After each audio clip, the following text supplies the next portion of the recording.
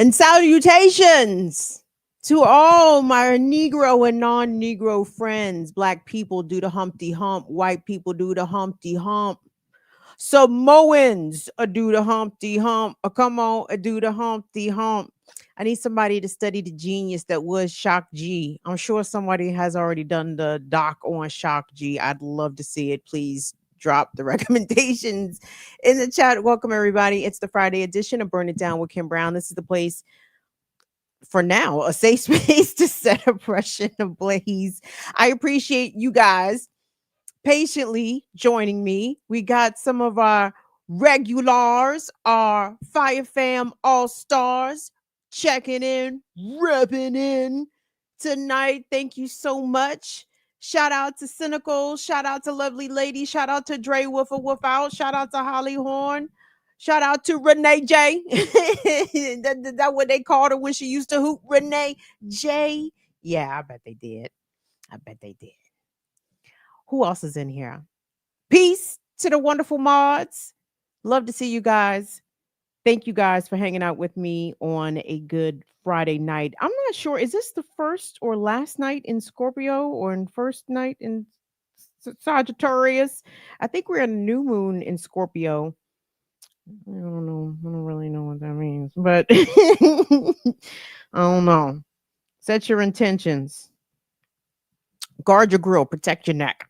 Y'all, so I wanted to check in tonight because, there's a lot of things going on, obviously.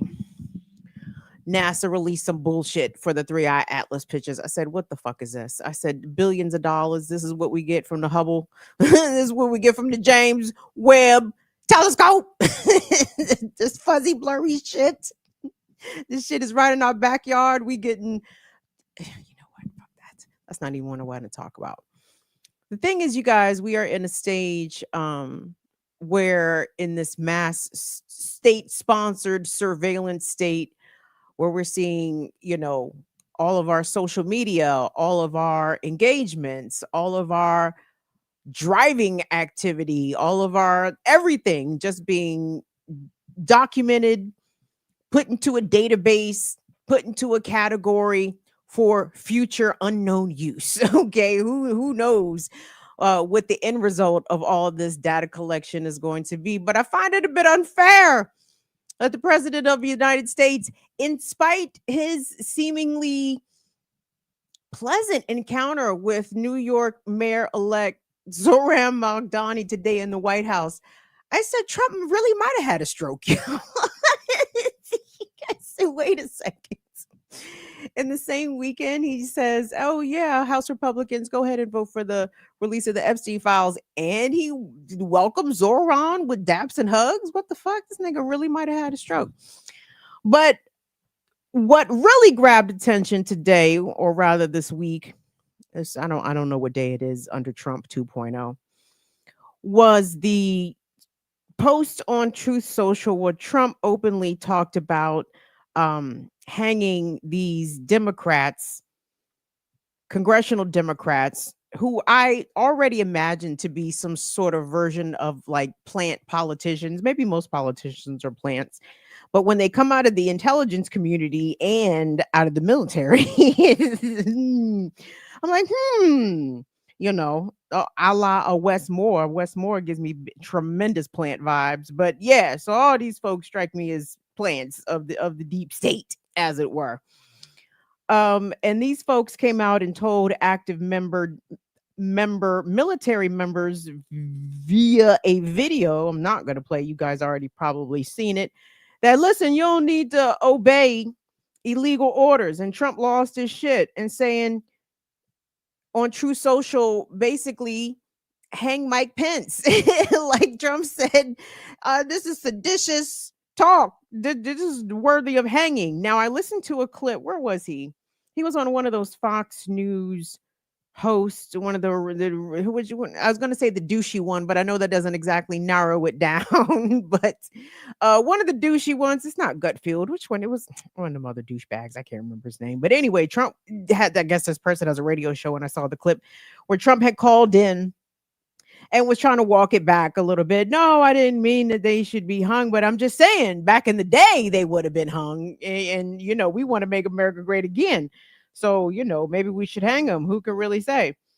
So, KKK Caroline was asked about the president's comments, and I wanted to say, you know, as lying CUNTs go, this lady is 5 stars.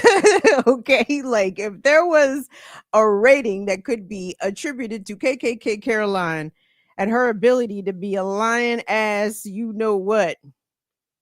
This lady excels at this. So hold on. So let's go ahead and run that, because here's my thing. Let me or you call for the hanging in jest or otherwise for an elected official, especially for Trump. Them alphabet boys are going to pay you a visit, okay? And even though Craig Robinson is no longer with us, if you are a viewer of this program, you know the story of Craig Robinson, the elder white man from Utah who said openly on social media during the Biden administration, openly, that if Joe Biden set his bitch ass down in Utah, it was going to be a fucking problem. And the feds came to Craig Robinson's house, and I guess Craig Robinson pulled a Thule on, and then they shot Craig Robinson. So none of us is Craig Robinson. I don't want none of us to be Craig Robinson. So please don't say such things that would elicit a visit from them alphabet boys. But I just think it is proof positive that all of this talk about we got to chill out with the political violence speech, the political violence.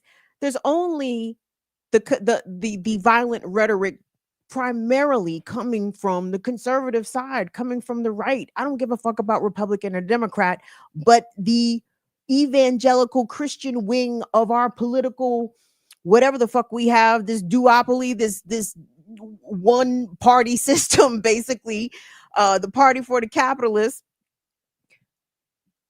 I want us to play the clip. Let me chill out. Play KKK. Oh, shout out to Latif, everybody. Latif is pushing buttons for us on this Good Friday. So thanks to Latif. So let's go ahead and cue up the first clip, please.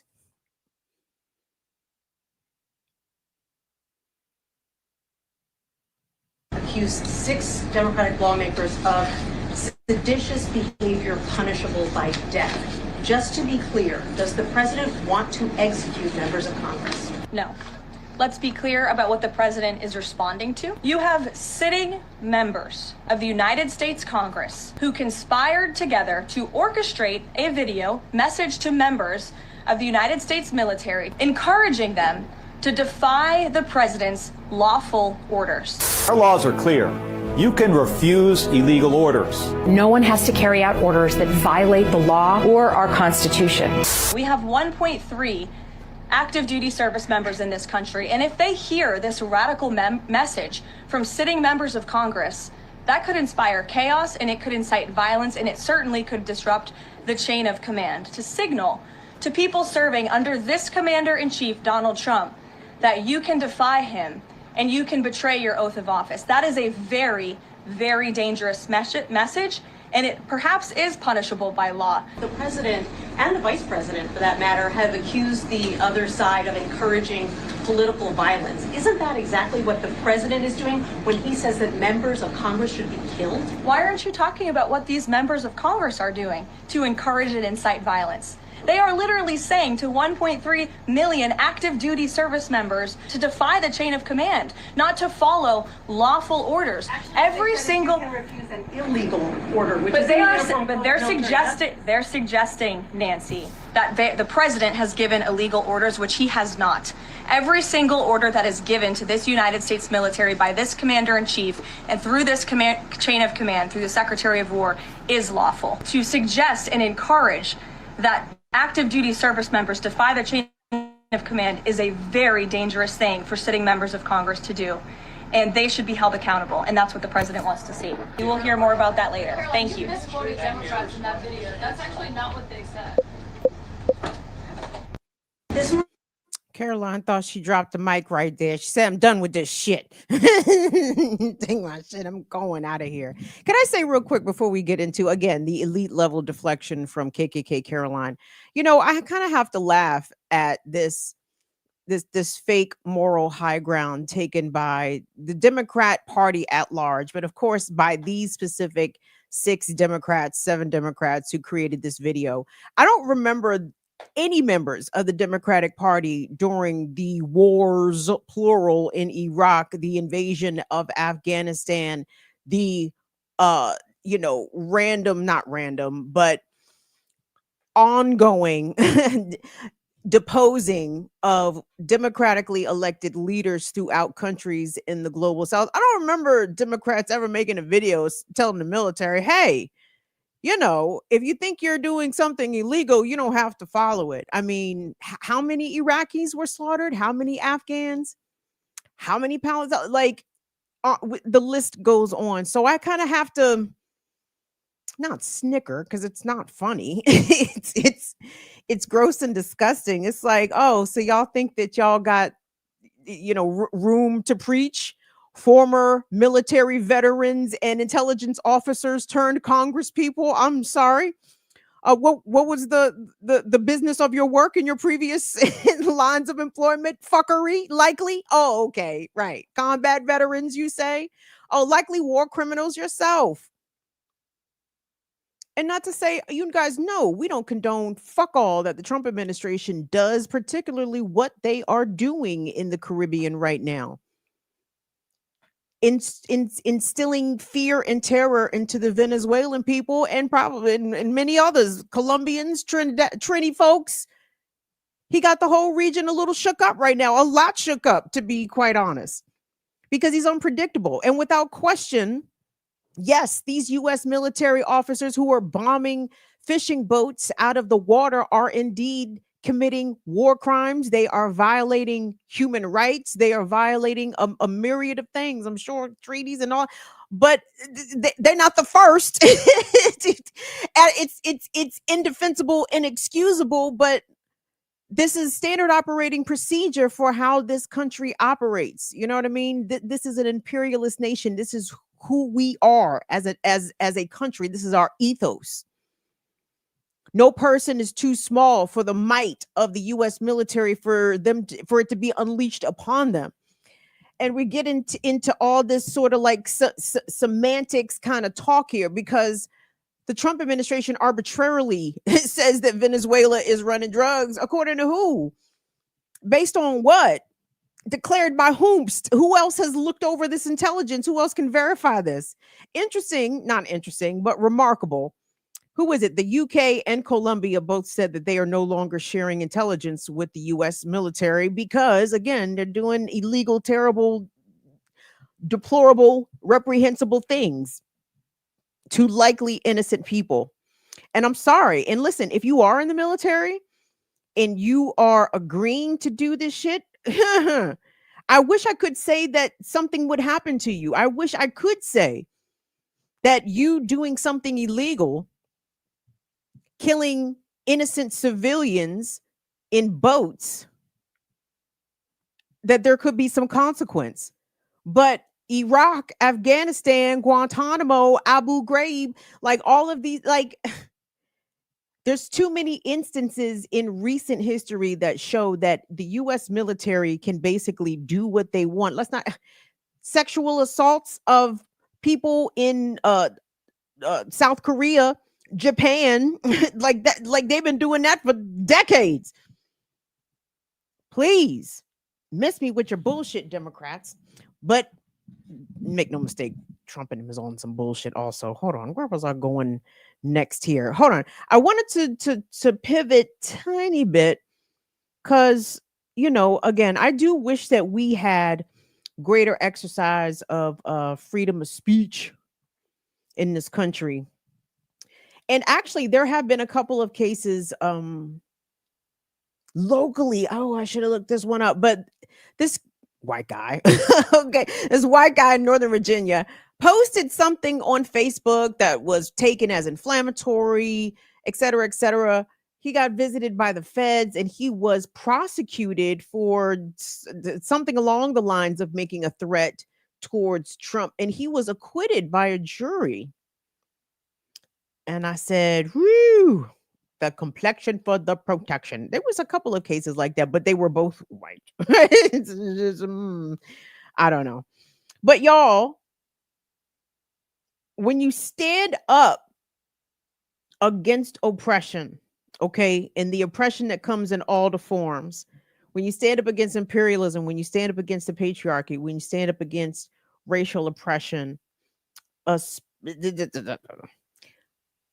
it claps back. I saw this story and I wanted to bring it to y'all. Hold on real quick. Because it was something that I was not necessarily expecting to see, and it had an outcome that I necessarily wasn't expecting either. Thank you guys so much for being here. You guys are fantastic.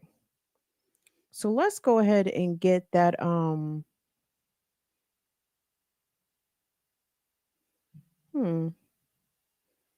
right. Let's get that next clip queued up.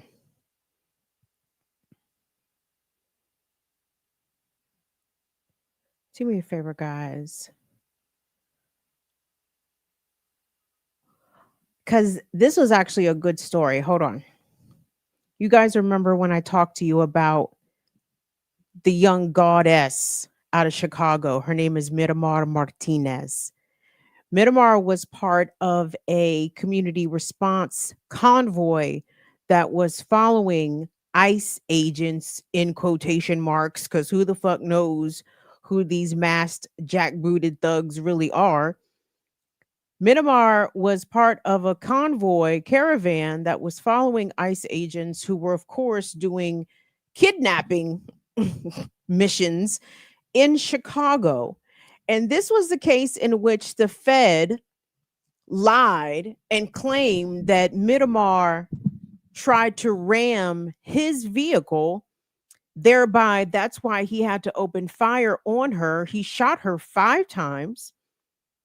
Thankfully, she survived, but the ICE agent, bragged about shooting her. He bragged about it in the group chat with the other ICE pigs. He bragged about it to his parents. He bragged about it to his brother. Like, he was bragging about the shit. He said, I'm a great shot. Look, boys, 5 shots, 7 holes. Piece of shit.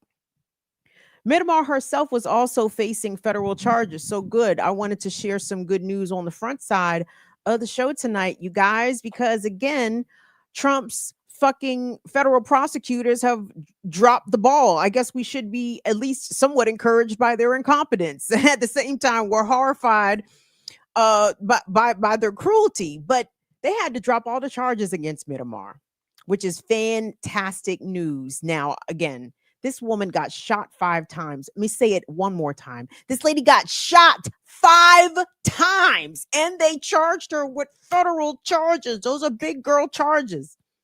And she shook it off like, because she's a fucking boss out here. And I love her courage.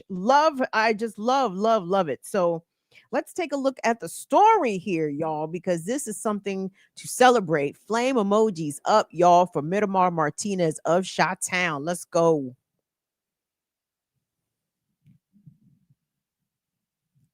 Dropping of those charges, which comes amid questions about the actions of one of the agents involved in that violent encounter last night.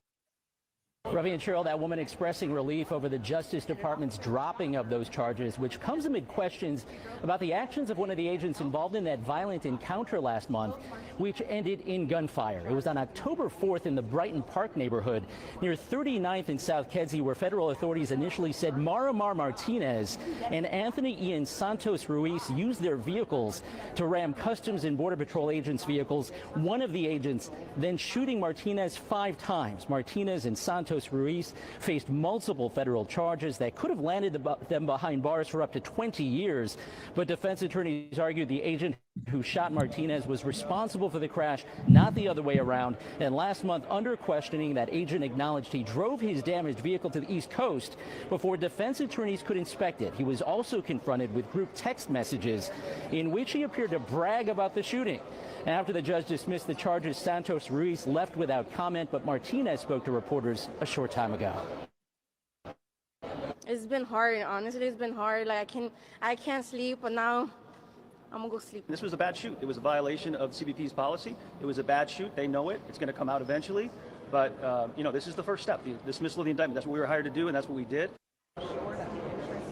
Despite DOJ dropping those charges, DHS doubling down today, maintaining that Border Patrol law enforcement officers were ambushed by domestic terrorists, adding, quote, "Our law enforcement shows incredible restraint and prudence in their exercise of force." Martinez's attorney says authorities are holding on to his client's vehicle for now because it's subject to another investigation by a separate U.S. Attorney's Office. He says that investigation does not involve Martinez, but gave no further details. Live at the Dirksen Courthouse, Eric Hong, ABC 7 Eyewitness News. Yeah, again, I'm not clear on whether or not this DHS agent, this ICE agent, I'm sorry, I get all these alphabet boys confused. I guess it doesn't matter. This Klansman with a badge and a gun. I don't know if this person is been disciplined, if they've been suspended, admonished, punished, reprimanded in any way. My guess is probably not. And I'm not sure if that makes that big of a difference, to be honest, because I mean, these cops have the green light to shoot all of us anyway, anyhow. But I don't know. This just feels a bit ratcheted up. So there's Miramar. I did want to, again, to me, that's incredible news. I would say Fed charges are difficult to beat, but maybe in this era of Trump, if you have a somewhat competent lawyer, by the way, the word is that the public defenders in the federal system are apparently very good. Ask Marilyn Mosby. And Marilyn Mosby, I think, used the public defenders in the Fed system when she was facing federal charges, and then they got her ass off. I think she beat a charge and then got her some favorable terms, as part of her plea, whatever the fuck. Anyway, if you find yourself facing federal charges, you might be able to get a good public defender in the federal system. So kudos to her lawyers, outstanding lawyering, demonstrating that, of course, DHS and these ICE agents, like most police, they actually get on the stand and perjure themselves with no problem. The head of ICE, I keep wanting to call this nigga Greg Gutfield because, again, all these Klansmen, they kind of look the same to me. And I'm not saying all white men look alike. They don't. But all these guys, they just sort of mesh together. It's the same phenotype face, like red neck and face and angry racist. Anyway, it looks the same. Okay, there's that. Now I want us to take a pivot to when the ladydom have to defend theyself out here against the violent mandem. And this to me is a double-sided story because the young woman was able to survive a violent encounter, but such is the case in a lot of instances when women use force to defend themselves, they are usually punished in some way. When many survivors of domestic violence pull the toolie out, the pew pew or the poker, there's a lot of women in jail right now for defending themselves. All right, let me put it that way.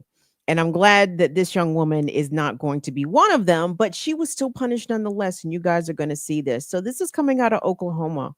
Oklahoma is a stand your ground state. And in this case, in this instance, thank God that it was. And in fact, all of these gun rights organizations should be rallying around this young woman and admonishing her now former employer, which is 7-Eleven, for punishing her for defending herself whilst in the midst of working her shift at 7-Eleven. This lady was working overnight by herself. She encountered somebody who was trying to run a fake bill, and she declined, and the person attacked her. And she responded. And I want y'all to pay very close attention. Okay. The lady them, femdem, disabled them. Pay close attention to the story. Latif, let's roll it.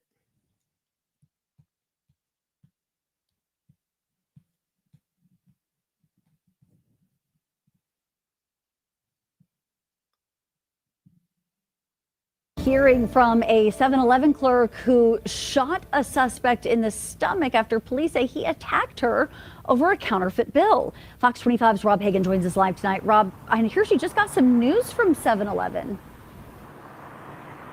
That's right, Wendy. Good evening. Now, Stephanie Dilliard says 7-Eleven corporate called her today and fired her for using her own gun in self-defense. They say it's against company policy. She says she's lucky to be alive.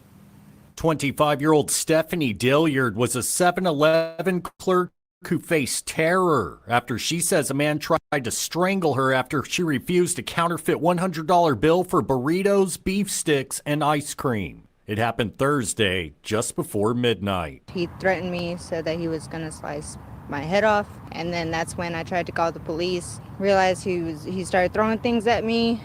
Came behind the counter. I tried to run off, but he grabbed his hands around my neck and pushed me out of the counter space. That's when I pulled out my gun and I shot him. Police say the suspect, 59-year-old Kenneth Thompson, ran to MacArthur Boulevard and Northwest 34th Street and called 911. Police say Dilliard is protected under Oklahoma's self-defense law, but she says 7-Eleven Human Resources fired her Monday morning for using her own gun. Said that they were going to separate from employment because of a violation of policy. Dilliard says she was working by herself from 11 p.m. to 7 a.m. for more than 2 years. On Monday, she still had a scratch on her neck and burns on her finger from firing the pistol. This was a situation where I felt like I was put in a corner between choosing between my job and my life.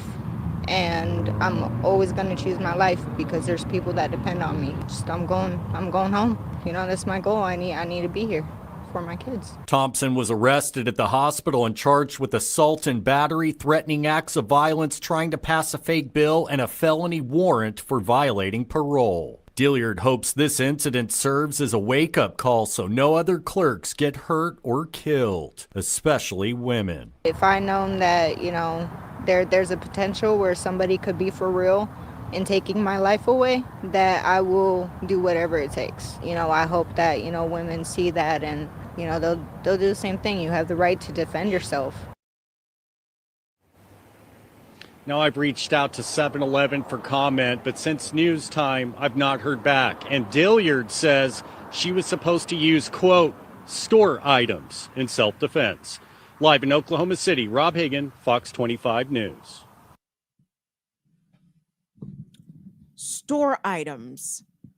What self-defense tools do they sell at the 7-Eleven? Do you guys know? What store items? They got the shotty behind the counter? What store items are they talking about? I just want to say, I just feel so bad for this poor young mother, right? This working class woman. For 2 years, she's working the overnight shift. For my third shifters, you ever worked overnights any goddamn where, let alone the 7-Eleven, let alone a solo dolo as a woman for 2 years? I'm not sure if she's a single mother, but she definitely confirmed that she's a mom. So she's got mouths to feed. And trust me, if you work in that third shift at 7-Eleven, it is a job that you absolutely need.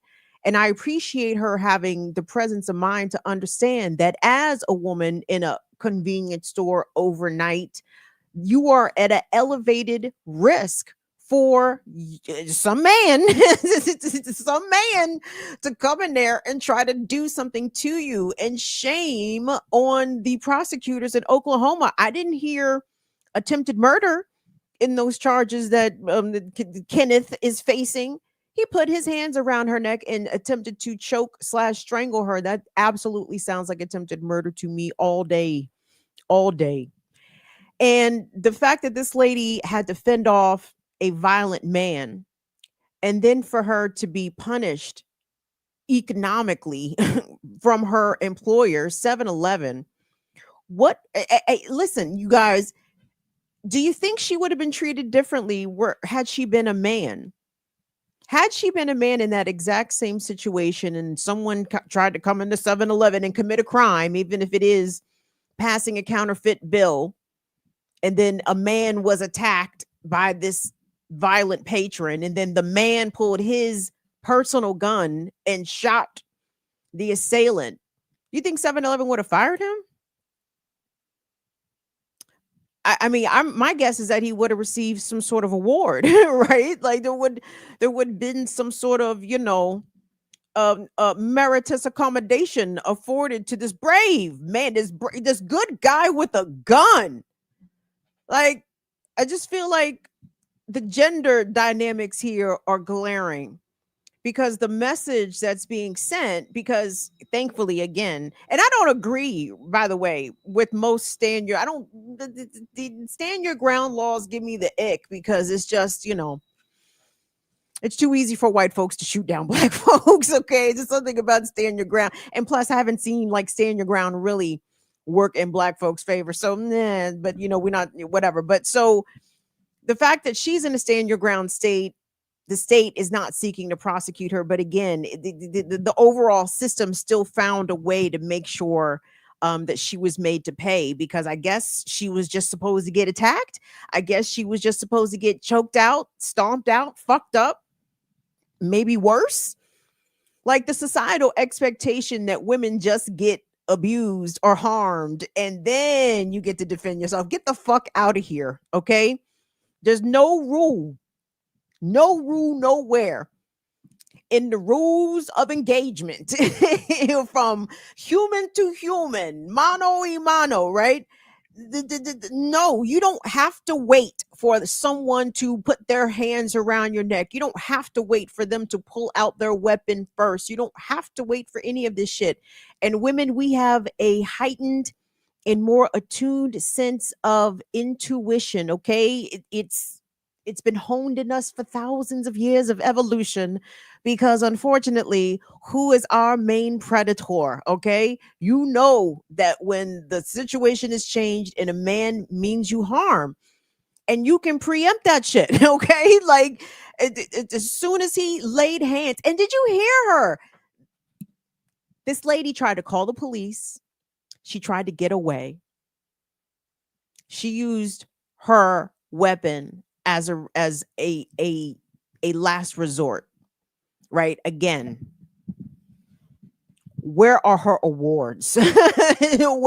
where is her recognition? I want to recognize this young person, this young lady, because outstanding work, sis. I'm so sorry that 7-Eleven is a heartless corporate entity that could not see your humanity as a young mother, as a person, as a human deserving of life and a job without danger and harm. And your bravery and your willingness to defend yourself just to be rewarded with the boot is unconscionable, and you absolutely don't deserve that. But you are an example to women everywhere. Ladies, you better tote that thing. you better get your weaponry together and get it in order, and do not fuck around with it. Do it expeditiously, baby, because the danger is real and it's everywhere.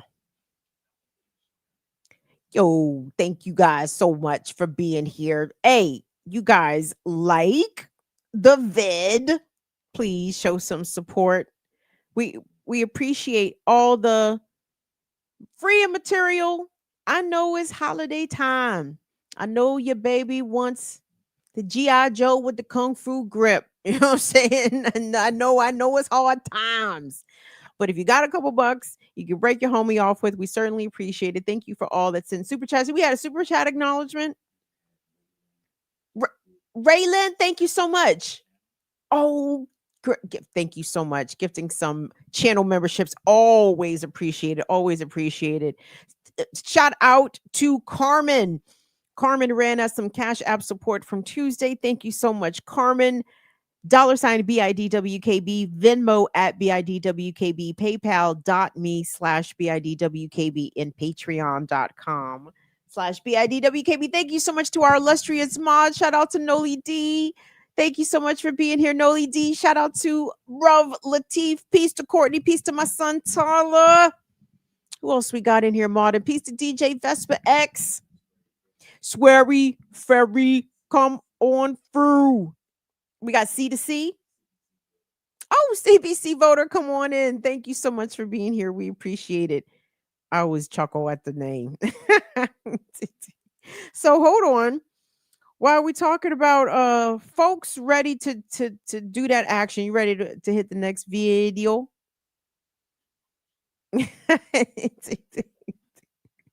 Thank you guys. Hey. I appreciate all who ran the campaign on Thursday's Remix Morning Show. Hashtag Unblock Goddess Crew. I was working on Air Doctor. After the show, Air Doctor said he did not mean to block Goddess Crew. He said he just meant to put her in timeout.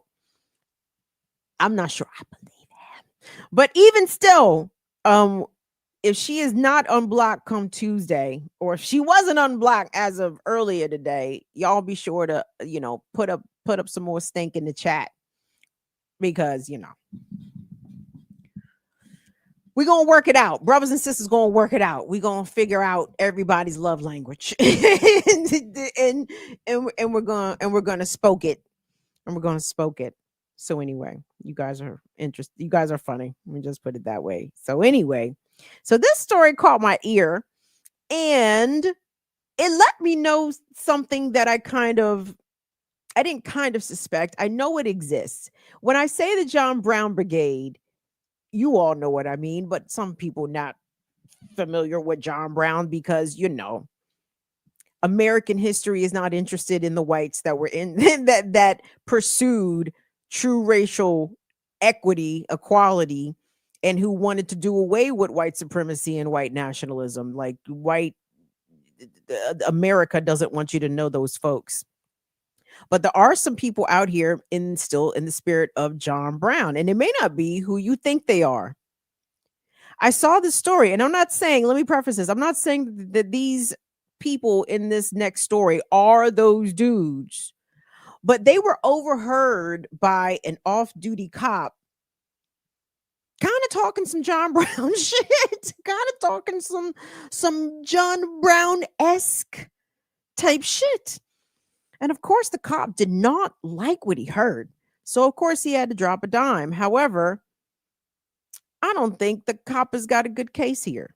But what say you? I want to see what you guys think of this. Or even if you even think that the story is true. Because we all know that police lie, and they lie all the time, and they lie for all kinds of different reasons. They don't even need a good reason to pin a story or pin a bullshit case on somebody. So y'all let me know if y'all think this story is true, and then what you think about it. So we're going to Virginia Beach, Virginia. Shout out to the Tide Water 757. I didn't know the whites was about it, but they might be. So y'all tell me. So let's go ahead and take a listen to this.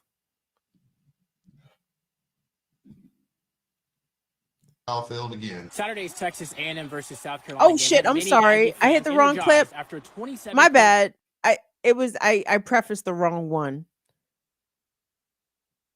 My dumbass. Because I can't half-ass fucking read. The one about the two white men, 2WM. See, that'd be my fault sometimes. I be blaming the button pushing brubs. And it be me all day long. 2WM brothers charged after cop overheard convo. And I'm telling you, I don't think this is a good case. Anyway, we're going to get to it. You got it. Virginia Beach General District Court, a Norfolk police officer overheard the two brothers while dining at a restaurant on General Booth Boulevard. The officer alleges he heard John and Mark Bennett talk about how they think Immigration and Customs Enforcement agents are, quote, kidnapping individuals and something needed to be done about it. Court documents say that in that same conversation, Mark Bennett disclosed he had recently purchased an assault rifle because of its ability to penetrate body armor. The off-duty officer alleges the Bennett brothers discussed a hunting trip upon return from Las Vegas. And Mark Bennett said he would round up like-minded people. During a bond hearing this afternoon, the co-defendants' attorneys argued the conversations overheard by an off-duty officer was hearsay, and the two brothers posed no threat to the community, citing John Bennett's position as an assistant principal at Kimsville High School and Mark's responsibility to take care of their 89-year-old mother. A defense attorney stated that Mark was traveling to Las Vegas for a Formula One race with his sons. The magistrate's office approved bond for the Bennett brothers. The VPD Special Investigation Bureau is now handling this case. Under pretrial supervision, Mark and John Bennett are to have no contact with each other, no possession of firearms, and remain confined to their homes unless approved. Otherwise, a GPS tracker is mandatory. In Virginia Beach, I'm Layla Cox, 13 News Now. Yes, I know that started off quick towards the beginning, so if you missed it, so these pair of brothers, these white men, were eating in a restaurant, allegedly talking aloud about purchasing weapons to let the chopper sing on ICE agents. Okay, and also discussing assembling like-minded people. All this in your booth? Like, what was the seating arrangement? Like, I'm very curious. Now, come on. Now, I understand that in the 21st century, people are very aloof and very much in their own world. Sometimes when they are out in public spaces, they are not cognizant of their voice level, how far their conversation is carrying, etc. But I'm sorry, you mean to tell me that the assistant principal of a high school is out here openly proclaiming, we gonna get out, we gonna ante up, we gonna mount up and we gonna start bucking on ICE agents? They just talking this shit in the restaurant. Is that right, cop? Is that what I'm supposed to believe? Come on, man. What do you guys say? Yay or nay? Is this a real? I mean, do you guys believe these charges? I'm dubious. And it even sounds as though the charges, again, or what is it? This is based off an overheard conversation. This cop could have misinterpreted everything that he heard. He could have misheard everything. I don't know. I'm bothered by that charges were even brought just based off of this. Did anybody subpoena like their text messages? Have they been planning this? Like, you really arrested these men, gave them a bond, now they're being monitored via, ankle surveillance. This man is one of them is a caretaker for their elderly mother, the other's an assistant principal. This is all based, you didn't charge them based off some shit a cop says he heard.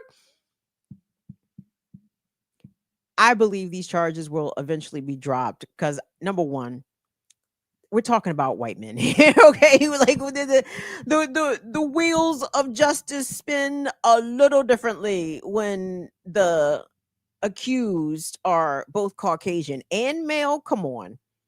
Innocent until proven guilty, guys. Like, these are the foundations. This is the tenements our country was set upon. Innocent until proven guilty, guys. You can't just go arresting white men like this for no fucking reason. I think a lot of these cases end up being weak. I think this sounds like a very weak case. I think if you have a good lawyer, like I would imagine these two white men do, that they will be found not guilty. But let this just serve as a bit of a lesson. Again, the speech is not free out here.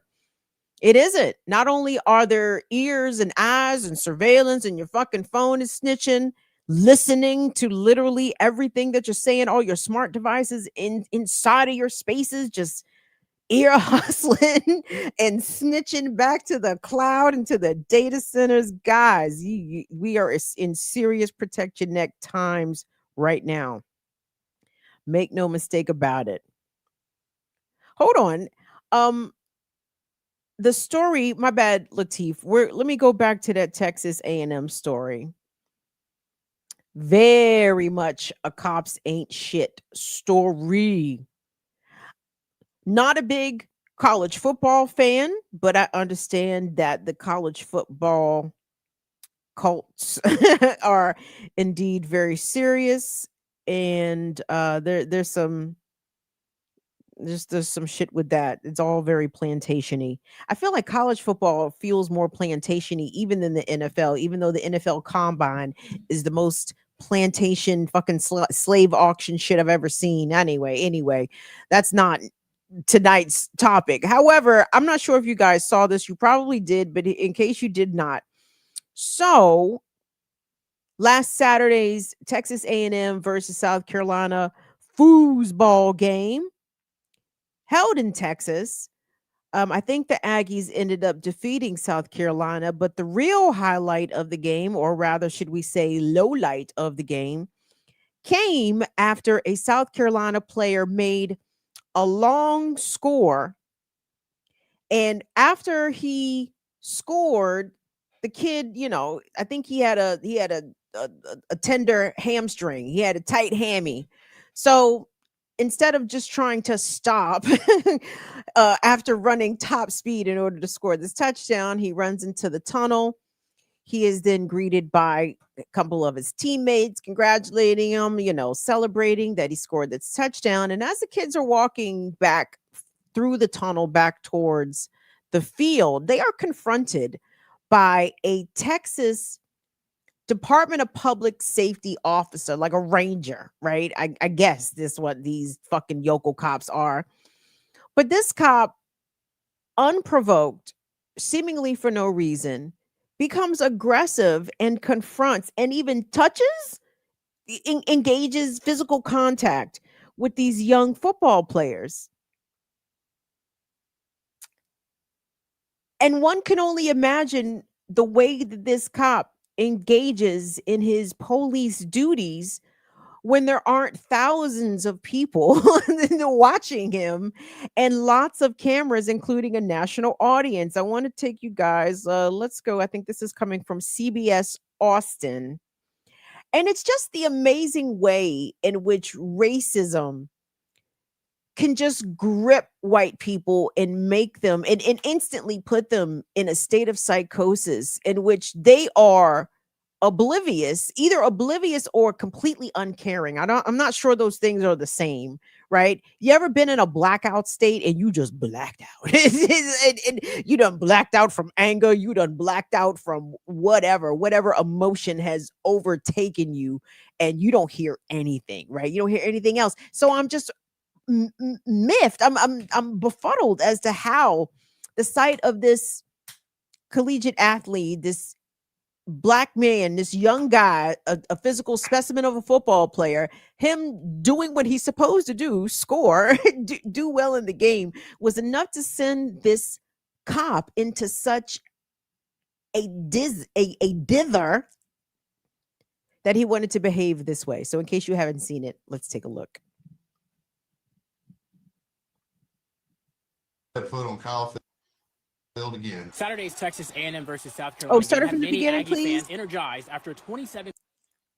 That guy should never step foot on Kyle Field again. Saturday's Texas A&M versus South Carolina game had many Aggie fans energized after a 27-point comeback win. But Saturday's big win comes with a taste. During the game, following a long touchdown scored by South Carolina wide receiver Nick Harbor, he and his teammates appear to get into a confrontation with a Texas Department of Public Safety trooper who walks between Harbor and teammate Oscar Hadaway III. During that moment captured on video by ESPN, the trooper appears to elbow his way through the players as he walks in between them. He then says something to Harbor, who then turns around and apparently says something to the trooper. And just literally tries to bulldoze both of these kids. And I was like, my God, what are you doing? The moment captured the attention of many prominent athletes like NBA star LeBron James, who called for the trooper to be suspended. According to Texas A&M police, the trooper was removed from the game after the interaction. We reached out to Texas DPS to request body cam video of the incident and to see if there had been any other disciplinary action against the trooper. They responded simply that our request had been received by the Media and Communications Office. After Saturday's game, South Carolina head football coach Shane Beamer was asked about the trooper being removed. First-class people.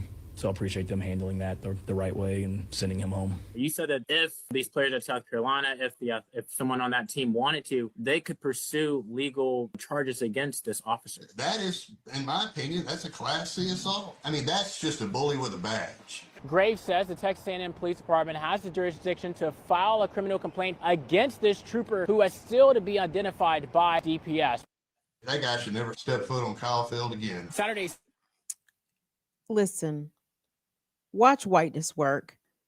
There's some elements in that story that obviously bother me. I mean, the entire situation is bothersome in itself, but listen to the propaganda put forth in the story. The reporter says these two South Carolina football players appear to get into a confrontation with the Texas Department of Public Safety officer. What you mean they appear to get into a confrontation? They didn't do shit. They were walking back to the field because they're the football players. They didn't get into a confrontation.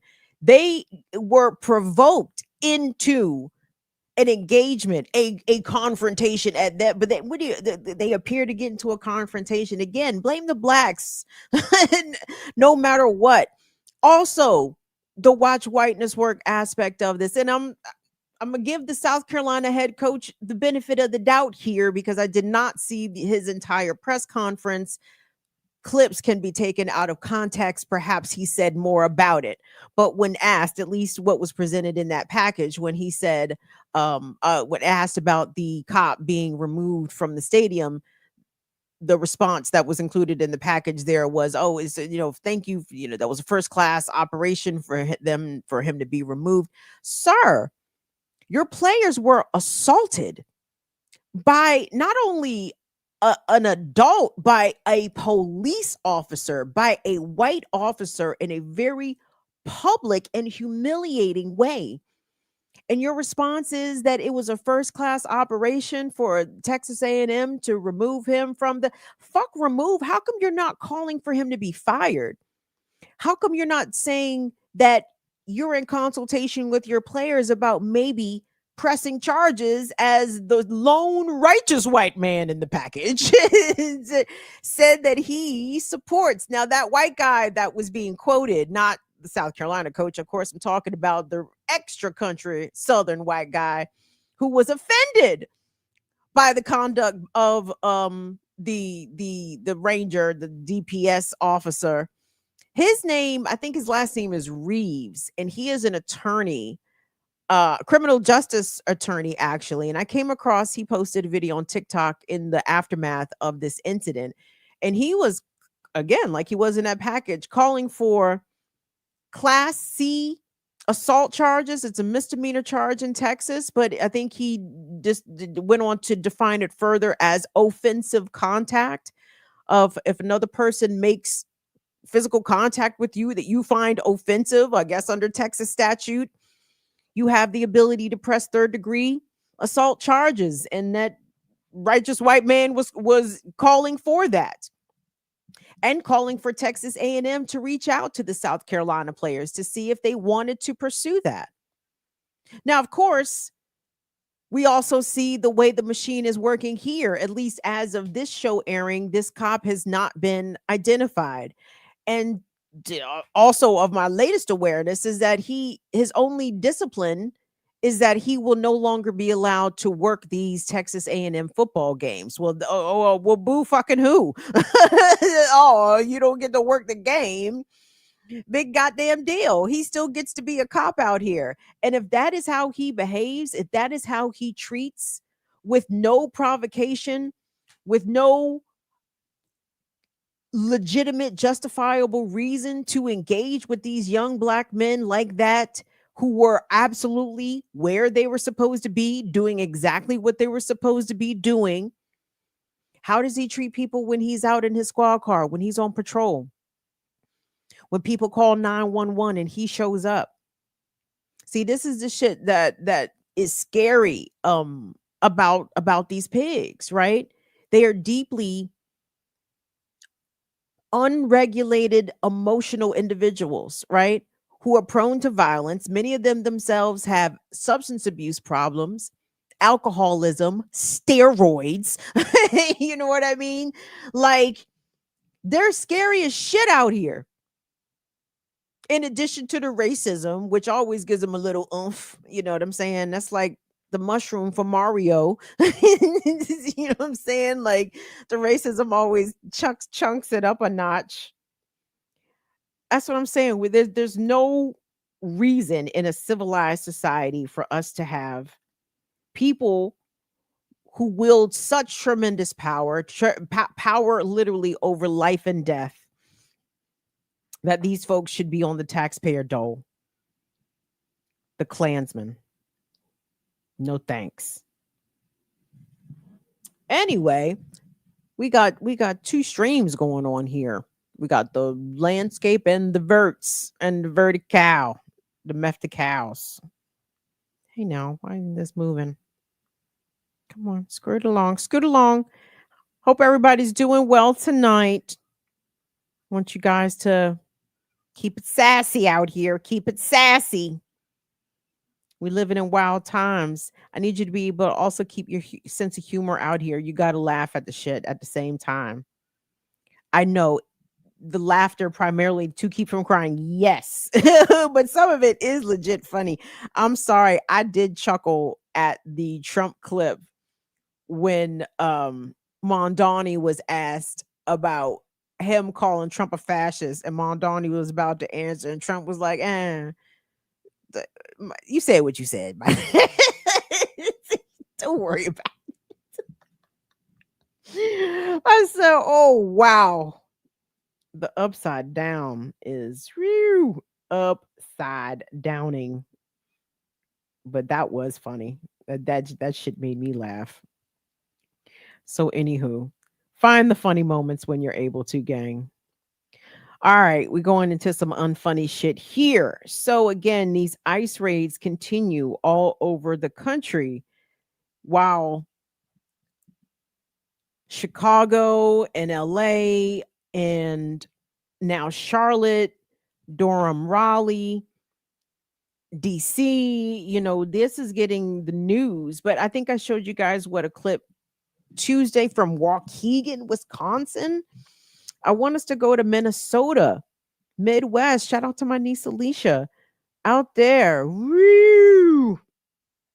Let me show you how ICE was getting down when the community came out in order to monitor them, to help to stymie their illegal activities, their random assaults and kidnaps on members of the community, and unprovoked on a relatively calm, though they were, you know, boisterous group of protesters. You're going to see these motherfuckers deploy illegally chemical munitions against this group of folks. But the takeaway here is, guys, people are resisting everywhere. As much as these roaches are coming out seemingly everywhere to do their fuckery, guess who else is coming out? The folks, them.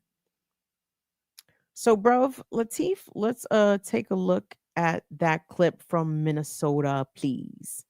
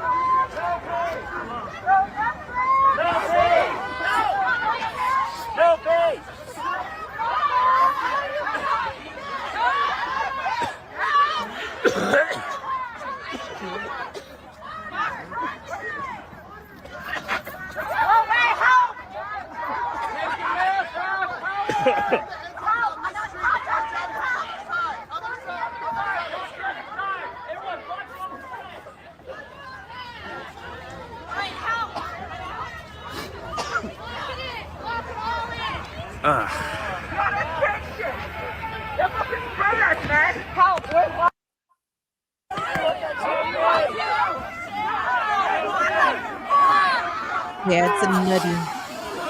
Look at that. Look at that. Incredible. Thank you, Latif. So I'm wondering, guys, I know that there are some documented health risks associated with people who are exposed to tear gas. I don't know if the same thing applies to a bear mace or some other type of lethal, not lethal, but non lethal element, that's a chemical irritant to the eyes, to the sinuses, like anything that burns your eyeballs. Like, I can't see how there's not some sort of lasting, the potential is there, in my opinion, would be for some sort of lasting damage. But this is how it is looking. It is nasty work. But again, these are not scenes that are necessarily new. I feel like, again, it's just the latest iteration of the jackbooted thuggery. But Minnesota,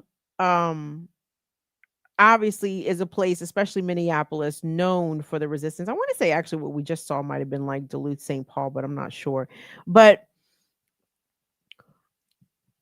I saw a video on TikTok where this woman said, ICE is going to get pew-pewed for the first time in Carolina. Okay. These are not my words nor my proclamations, alphabet boys. I'm just repeating to you what the different video that I saw somebody else say. And I feel like, and I understand that on some level, that is the goal, right? The Trump administration is willing to sacrifice one or more, several of these fucking, mindless dopes, if need be, to serve a greater agenda of imposing martial law. If people start bucking on ICE agents, then that is all the premise that Trump and Stephen Miller need to impose martial law on this country. And then who knows what the fuck happens after that. Everybody going to a work camp. Everybody going to a work camp. But I'm saying, though, it would be in the ICE officers' interest. You shouldn't provoke your fellow armed citizens. Because again, if the roles were reversed, we saw how the Bundys got down, the Bundys of the Pacific Northwest, when, who was it, Bureau of Land Management came to the Bundy Ranch. What happened? The Bundys let the chopper sing. So I don't it's interesting to me that these officers, quotes, air quotes, believe themselves to be free of any consequence.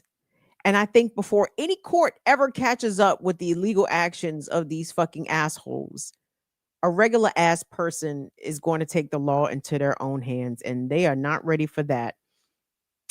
I want us to move along to DC, because for weeks, nay, months now, Washington, D.C. Mayor Muriel Bowser, a Democrat, has been saying that Metropolitan Police of the District of Columbia are not cooperating with ICE immigration activities. She was adamant about that. By the way, the district just won a very big federal decision as it pertains to National Guards being in DC. A judge ruled with the district that Trump's premise for imparting National Guards is illegal and it shouldn't be allowed to continue. The Trump administration has a few weeks to appeal this decision, but the DC government and at large, the people of DC received a victory in the courts as it pertains to the National Guard only. But as it pertains to them alphabet boys, as it pertains to ICE, Homeland Security, FBI, they got everybody in the fucking streets of DC. They got Secret Service out here doing traffic stops. Like, y'all niggas really must be bored to goddamn tears if this is what the fuck the Secret Service got time to do. But regardless, Muriel Bowser, along with Chicago Mayor Brandon Johnson, along with, I can name probably a handful of other mayors, especially black ones. Karen Bass, the mayor of Los Angeles, they keep swearing up and down to us that their cops from their respective cities are not participating in these ICE raids. And there is video after video after video after video in each of these cities that show the contrary. Yeah, your cops are absolutely in cahoots and collaborating with ICE. What do you have to say about it? Are you telling, is this, can you not come and say aloud, mayors Bass, Johnson, and Bowser? Can y'all just not say aloud that you don't run your respective police departments? Like, even though the mayor supposedly has the final authority, or is the last say so or the head say so over these local police departments? Like, Chicago police don't respect what the fuck Brandon Johnson got to say. LAPD don't respect what the fuck Karen Bass got to say. And DC police don't respect what the fuck Mario Bowser got to say, bitch. They is out here doing this shit. So anyway, let's take a look at this video from DC. And this sister, I started following her recently on TikTok, and I am a fan. I think her name is Fifi Inferno, which burn it down. I tend to find my folks, you know what I'm saying? It's funny. That has worked out a couple times that way. I'm like, oh, I really like this lady. And then I finally look at their account name. It says Reign of Fire. I said, oh, look at that. Let's take a look at the clip.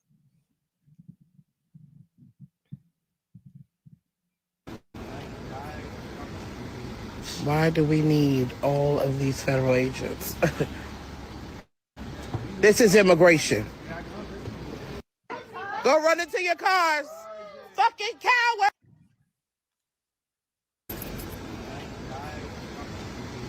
Why do we need all of these federal agents? This is immigration. Go run into your cars. Fucking cowards. Fucking cowards. Fucking cowards. And you get your bald-headed ass out of here. We can't stand you. Yeah. Get the fuck out of this neighborhood. Leave them the fuck alone. The fuck out of here. Get the fuck out of here. Get the fuck out of here. Get the fuck out of here. Fuck you. The fuck out of this neighborhood. Fucking idiots. The fuck out of here. The fuck out of here. Fucking cowards. Bless her heart. She's tired. These people are sick and tired. Yep. Why do we? Just a reminder, Washingtonians are still very much out here standing on business. These kidnappings have not abated in the nation's capital, and the residents and natives of this city are still out here on these feds and on ICE and on Metropolitan Police's ass. They remain on these folks' ass. But it is terrible, you guys. I mean, we are living in accelerated times, right? It's like everything that has been happening, the exploitation coming from, the elites from up top. People can't have enough to eat. People are not making enough. People can't even work enough to make enough. Like folks that are working 40 plus hours, 50, 60 hours a week, and it's still not enough. The police got their boot on our neck and it's still not enough. Like something is going to bust open here soon. And I hope it's going to be the proletariat rising up. And I know it would be ideal if we were more organized. But sometimes you may have to what's the phrase? What's the expression? You may have to build the car while you're driving it, or you may have to build the plane while it's flying. Hey, man, we're never gonna survive unless we get a little crazy. We may have to get crazy. I don't know if we want to get Seal crazy or do we want to get Prince crazy? Let's go crazy. Let's get nuts. What kind of crazy y'all want to get? JoJo, y'all probably want to get Casey and JoJo crazy because y'all soft out here.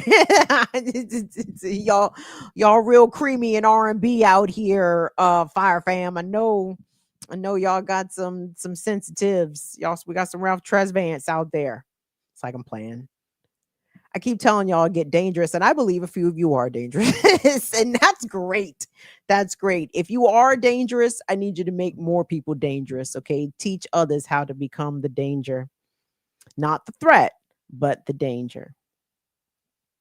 Thank you guys so much for being here. Y'all's are the bestesses. Forgot about the restesses. Subscribe to the channel. Do what you can. I might be dropping some new merch offerings. Stay tuned. But it's only if you brave. it's only if you double middle fingers to the law. You know what I'm saying? This ain't for this these new merch offerings not gonna be for everybody. But that's okay. So gang, do I only have one palette cleanser? I thought I put two. I guess I didn't. Silly girl. I'll take this one though, because when we're talking about getting organized, right? Here on this platform, though not as much lately, but when they was really kicking it off and really adding more locations to their movement, the Starbucks Workers Union, the baristas have been engaging in withholding labor, aka a strike action, and they have been trying to get Starbucks to first acknowledge the union, recognize the union, which Starbucks, I believe, still refuses to do. Starbucks has also had a number of unfair labor practice complaints filed against them. And I know that I think the Starbucks Workers Union has even won a couple of those, maybe even a few of those, several of those, through the National Labor Relations Board, which is all good. But at the same time, Starbucks as a corporation, no one is compelling them. The federal government isn't forcing them to recognize the union and then sit down and negotiate a fair contract with these workers, which is again the part of the constant fails of capitalism, right? Because both sides, the owners and the employees, are not coming to the table with equal amounts of power. And in fact, the power discrepancy is so lopsided that the employees, the workers, end up, either asking for crumbs or end up settling for crumbs. And that is again the cruelty of this whole entire structure, because with minimal amounts of money, the demands set forth by the Starbucks Workers Union could easily be met. But no, Starbucks would rather pay union busters. Starbucks would rather close locations than actually sit down and engage with the workers in an equal way and in a fair way. So the workers have said, you know what, bet. How about we shut down your little distribution center and see how much coffee y'all able to get out to these raggedy ass stores. And in these raggedy fucking stores, it's all well and good until you can't get your 18 wheelers to the distribution warehouses to get your shit out the door, Starbucks. So let's take a look at what the folks have been doing in order to get Starbucks to come to the table. Starbucks distribution center in the world. It's one of just 5 in the country, and a key choke point for all the coffee giants deliveries in the entire Northeast. Right now, we have the facility under a full... Behind me is the largest Starbucks distribution center in the world. It's one of just 5 in the country, and a key choke point for all the coffee giants deliveries in the entire Northeast. Right now, we have the facility under a full blockade. We've turned away multiple trucks already. What we're doing is directly attacking the supply chain of Starbucks. disrupting the operations for every store in the entire Northeast. This facility delivers all of the supplies that we need to run our stores every day. We're fighting for our very first contract after 4 years of negotiations with the company. They have the full capacity to pay us right now for a multi-year union contract with 1 day worth of sales. They can do it for less than what they paid Brian Nickel for the 4 months of work he did. We filed over 1,000 unfair labor practice charges. Brian and the company have rolled out policy after policy that actually make the workflow harder, that make the wait times longer, that exacerbate that understaffing problem. They've begun to discipline workers more, roll out new policies that workers aren't able to meet. These corporations do think that they're unstoppable, but we know that our power comes from the fact that we run these stores every day, that Brian doesn't get his salary in his private jet without us. But we know that we have the power, and we know that that's where our leverage actually is. I work at Chestnut Hill in Philadelphia. We are actually one of the first Starbucks to open in Philadelphia. Most of our customers have been going there for almost over 2 decades. So we really have this tight-knit group of people. I miss them every day, but they know that we're here for a bigger, better reasons. You guys do not give Starbucks any of your money. No money to Brian Nickel, please. He has had enough. He has $96 million for 4 months of work. I think he can take the hit. Brian, I'm going to look at the camera because I'm speaking to you and I know you're watching. This company is in crisis. Everybody knows it. The shareholders know it. You're the 4th CEO we've worked under since we started organizing 4 years ago. Something's wrong. Customers are leaving. Wait times are long. You're trying everything in the book except for actually listening to the workers who run your stores, who pay your salary. So if you want to fix this company, settle a contract with us. Union power! Union power! Union power! No contract! No coffee! No contract! No coffee! No contract! No coffee!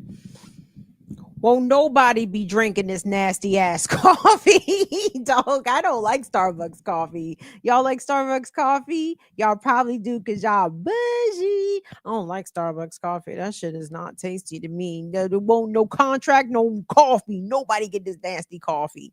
Shout out to the Starbucks workers, everybody that is on strike, everybody that had the ability to go out there and disrupt their distribution center, which is fantastic work. We appreciate that. Can you imagine that the CEO of Starbucks, they said he makes $96 million. He's already made $96 million. Where's the guillotine? So where does he live? Like what? All of this income inequality, all of this power dynamics, all of this shit is it's crumbling, everybody. The cracks are here. I'm telling you, I feel more optimistic than I did even, maybe just a couple or a few short months ago. Optimistic about what? I don't know, but I'm optimistic that everybody's change is going to come, like Sam Cooke. You know what I'm saying? Like it just feels like it. It's too palatable.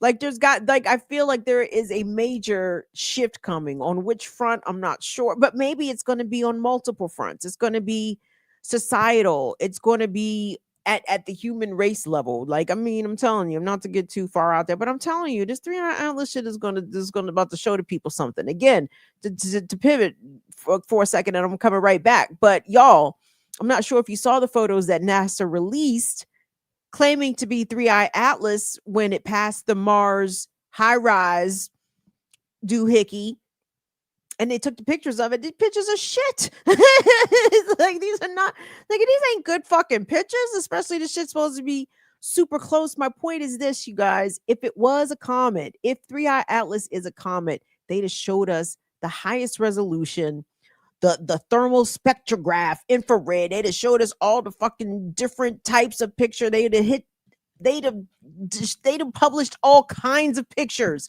Were it a for real comet, just to show us, look, y'all, it's a for real fucking comet. Let's compare 3I Atlas, these pictures of it clearly being a comet, to known comets. See the similarities. We would have gotten all of that from NASA by now. We have gotten none of that. They're just telling us it's a comet. Bitch, show me it's a fucking comet. That shit, anyway.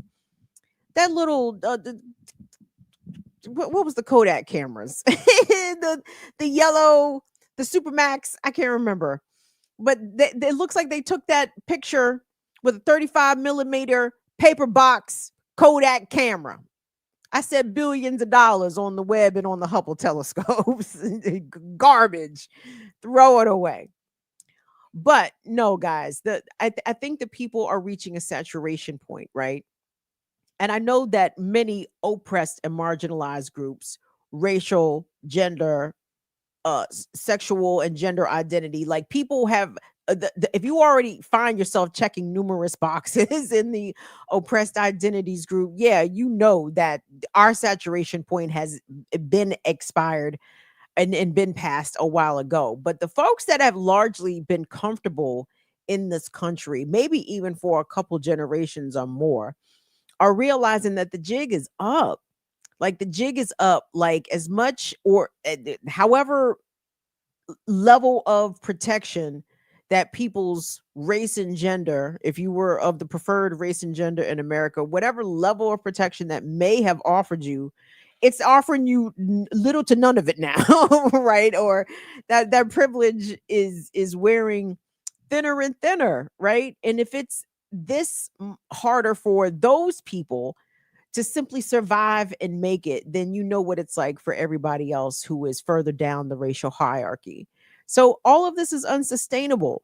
These people cannot make $96 million in 4 months and play in our face and tell workers that they can't afford to pay them a living or thriving wage because they don't have the money.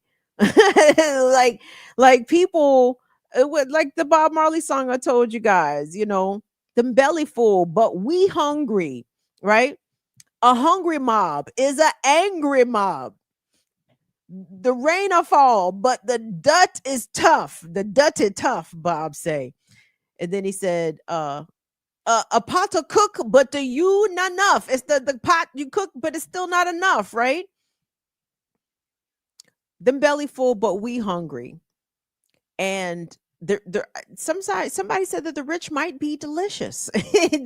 they might be a little tasty with some seasoning, of course. That sounds gross. I'm not advertising. I'm not advocating for cannibalism, but you guys get it. It's time to take our shit back. And all of their shit is actually not theirs. It's all that they have stolen and taken from us. And not just from us, but they took from our parents, from our grandparents, from our great-grandparents. They have gorged themselves, not only on our lives, but on our labor. And I'm sorry, the time is nigh. The time is soon. It's soon come right fucking now for that shit to be taken back. And if people got to take it by force, I don't see what the alternative is going to be. But, they are armed to the teeth, but they ain't got no heart. I think something can be said about heart. I know it's not a practical measure. You maybe can't measure heart the same way that you can count bullets, but I definitely think that heart and courage and bravery and a willingness to fight and more in a willingness to KILL and DIE, right? If those things are in you, I'm telling you, that definitely counts for something. It counts for a hell of a lot. So, anywho, on that note, kids, I'm going to bid you all adieu. Thank you all so much for all that you have done, for keeping my little engine that could a choo-chooing down these YouTube streets. Even though YouTube be a little bitch. Shout out to Twitch. No bitches over there. We love you over there. Twitch. Shout out to Rosalba. Shout out to Deidre the Destroyer. I appreciate you guys. Peace to all my Fire Fam mods. Noli D, good to see you in here, baby. I'm so glad that you made some time to come hang out and see us and say what's up to the folks tonight. Do we have any acknowledgments, Lateef, that we need to say before we push off? No acknowledgments other than the one that we mentioned earlier. Raylan and his gifted sub. So thank you for that, Raylan, for gifting a sub. And just thank everybody for showing up too. Had a good crowd, a good chat showed up. I appreciate everybody and their support. Thanks for dual chatting it up. We still learning the dual chat thing. I'm starting to realize that it's 2 separate moderation jobs, but we're gonna get it. Oh, I'm just noticing, okay, that there's 2 live numbers. Am I seeing that right? But you know what? It's okay. It's okay. So shout out to everyone that's watching wherever you're watching. I appreciate it. Thank you, Lateef. I appreciate you pushing buttons as you have been drafted to do on Fridays. So thank you. Thank you so much for all that you do. The pleasure is all mine. All right, gang. I want you guys to be safe out here. Please head on a swivel. Remember 456, like Toots and the Maytals. 456 was your number. Know your rights. 4th Amendment right against unlawful search and seizure. 5th Amendment right to remain silent and not answer questions, and your 6th Amendment right to an attorney. Let's not be dumb out here, okay? We don't answer questions from the cops, okay? Okay, we clear? Excellent. Be safe. I love you guys. Shout out to Will and Molly, all the mods, gods in the earth. Y'all be easy out here. Deuces, y'all. Bye-bye.